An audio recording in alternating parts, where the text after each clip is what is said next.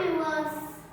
நானூறின் அரைவாசியின் நான்கின் மேல் ஒரு பங்குடன் அதே அளவிலான 3 பங்கை சேர்த்தால் கிடைப்பது நானூறின் என்ன பங்காகும் என்று வினாப்பட்டிருக்கு.